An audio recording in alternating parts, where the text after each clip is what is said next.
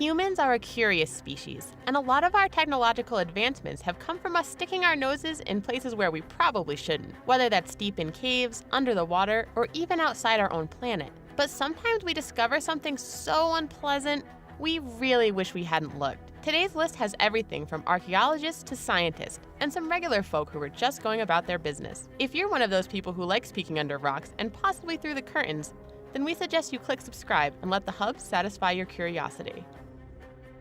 The Screaming Mummy.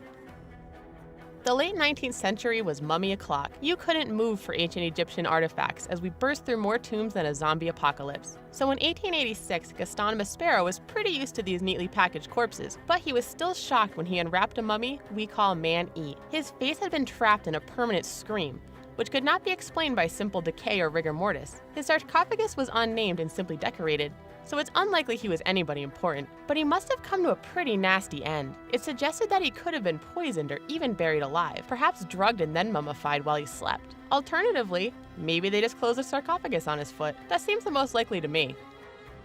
Roman Fedosov. Roman Fedosov is a Russian deep-sea fisherman from Murmansk, which is right up at the northwest tip next to Finland. From the cold, dark waters of the Barents Sea, which leads to the Arctic Ocean, he pulls up some of the most horrifying creatures you will ever set your eyes on. If you glance at his Twitter feed, you'd think he was either a movie special effects expert or some kind of evil wizard, as there's endless shots of the disgusting alien monsters that he's just casually holding in his hands. The most surprising thing is the variety of different shapes and features. Some have huge pale eyes, others are black all over like he's pulled them out of an oil bath. Did someone order fish and chips? George's Island.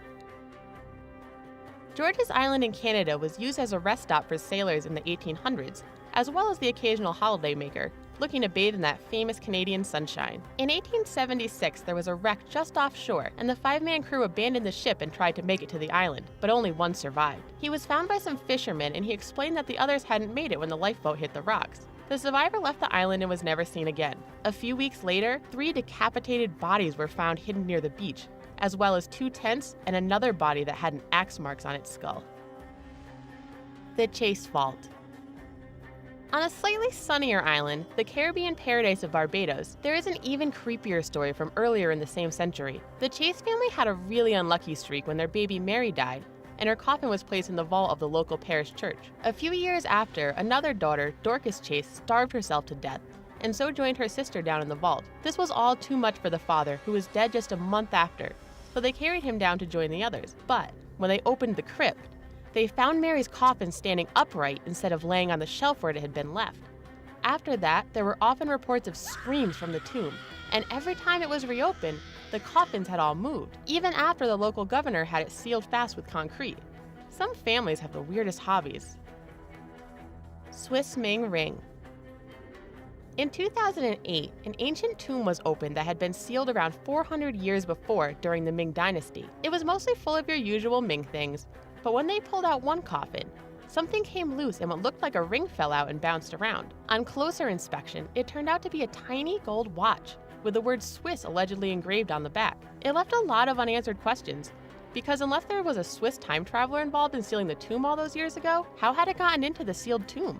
Of course, the biggest question that no one is asking is, who had such tiny wrists that they would need a watch this size? Isn't that the real mystery? Carlo Castellanos Faria.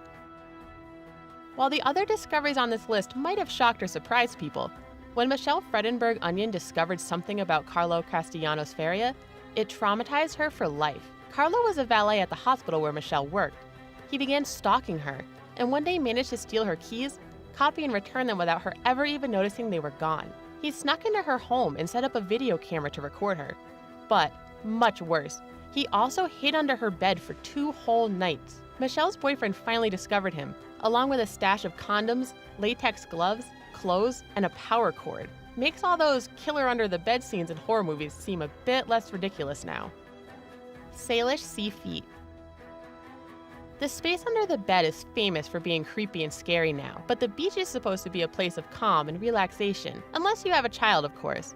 Then it's a never-ending struggle against burning, drowning, and demands for ice cream. At the Salish Sea, which washes up on both Canadian and US shores, Almost 20 human feet have been found over a period of 10 years. Most have been right feet, except for 2 lefties, which matched with other right feet, like the most depressing version of Cinderella ever.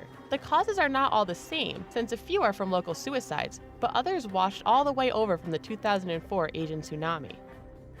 Nova Scotia Massacre. Another Canadian beach now, this time in Nova Scotia. In late 2016, the sands were flooded with every kind of sea creature imaginable. There were seal and starfish, lobsters and herrings, and unless a hungry seagull found a genie in a bottle, we're still unclear on what the cause for this marine genocide was. Some animals had slices in their flesh, so it was suspected that whales or killer whales could have done it. But as the number and variety of animals increased, it seemed unlikely. Other guesses are earthquakes or even an undersea gas bubble that poisoned them all. Don't lose your head. If you walk around Hollywood, you'll get pretty desensitized to all the movie tourism around you. Terminators line the streets, classic soundtracks blare out of the cafes, and decapitated heads fill the local bushes. Okay, the last one is weird, but Lauren Kornberg did think she'd found a prop when her dog pulled it out from a bush near the Hollywood sign. But really, the head used to be attached to 66-year-old Hervey Medellin. The subsequent investigation went cold for 2 years, until Gabriel Campos Martinez, Medellin's former boyfriend and roommate, was arrested in Texas and charged with murder. He had strangled Medellin, sawed him into pieces, and refrigerated them until he buried them. The icing on the cake was finding a search on his laptop reading, "Butcher a human carcass for human consumption." So don't eat that cake. Tarantula attack. Quick warning, this one is about spiders, so some of you may want to arachnope past this bit. As if the little devil spawn aren't bad enough with their excess of limbs and sticky butt rope, a newly discovered Caribbean tarantula is even scarier. The Cancumo marquez, named after Nobel Prize winner Gabriel Garcia Marquez, is covered in the most aggressive kinds of hair. Each one has a barb at the end so it gets stuck in your skin or eye, and the sides of the hair are serrated like a knife. Ugh, you're just the worst, spiders. All of these horrible discoveries prove once and for all that no one should ever go anywhere or do anything, because the world is just a terrifying place. So stock up on frozen nuggets and tinned fruit, and just tell your family, friends, and boss that you're traveling. It's just not worth the risk.